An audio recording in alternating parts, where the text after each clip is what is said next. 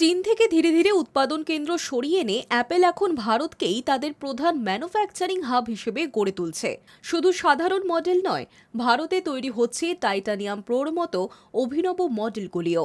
সরকারের তরফে প্রযুক্তি কোম্পানিগুলিকে অর্থনৈতিক সহায়তা এবং পরিকাঠামোগত সুবিধা দেওয়ার ফলেই এই রূপান্তর সম্ভব হয়েছে বলে মত সংশ্লিষ্ট মহলের। সূত্রের খবর, প্রধানমন্ত্রী নরেন্দ্র মোদীর মেড ইন ইন্ডিয়া অভিযানের অঙ্গ হিসেবে ইলেকট্রনিক্স শিল্পে বিদেশি লগ্নি টানতে কেন্দ্র ইতিমধ্যেই $2.7 বিলিয়ন সহায়তা ঘোষণা করেছে। মিডিয়া রিপোর্ট অনুযায়ী 2024 সালে ভারতে অ্যাপেলের বিক্রির পরিমাণ দাঁড়িয়েছে $8 বিলিয়ন। যদিও বাজারে তাদের অংশীদারিত্ব মাত্র 8%।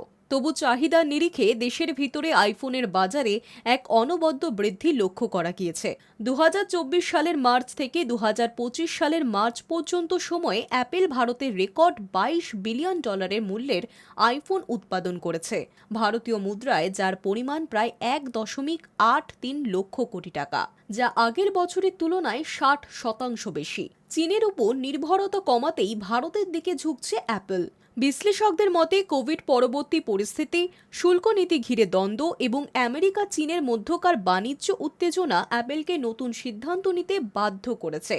বিশেষ করে প্রাক্তন মার্কিন প্রেসিডেন্ট ডোনাল্ড ট্রাম্পের পারস্পরিক শুল্ক নীতির পর থেকেই অ্যাপেল ধীরে ধীরে ভারতে উৎপাদন বাড়াতে শুরু করে।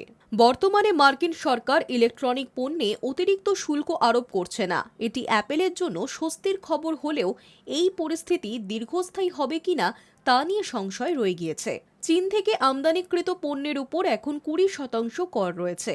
ফলে অ্যাপেলের চীন নির্ভরতা কমানো ছাড়া উপায় নেই বলেই মনে করছেন বিশেষজ্ঞরা। প্রধানত তামিলনাড়ু এবং কর্ণাটকে অ্যাপেলের উৎপাদন ইউনিটগুলি অবস্থিত। এই কারখানাগুলি পরিচালনা করছে ফক্সকন, টাটা ইলেকট্রনিক্স এবং পেগাট্রনের মতো কোম্পানিগুলি। পাশাপাশি এই উৎপাদনের ফলে ভারতের আইফোন রফতানিও ব্যাপক হারে বেড়েছে।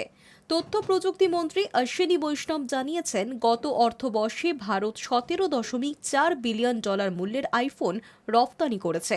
রিপোর্ট অনুযায়ী ফক্সকন এবার উত্তরপ্রদেশের নয়ডার কাছে 300 একর জমিতে আরও একটি উৎপাদন কেন্দ্র স্থাপনের পরিকল্পনা করছে।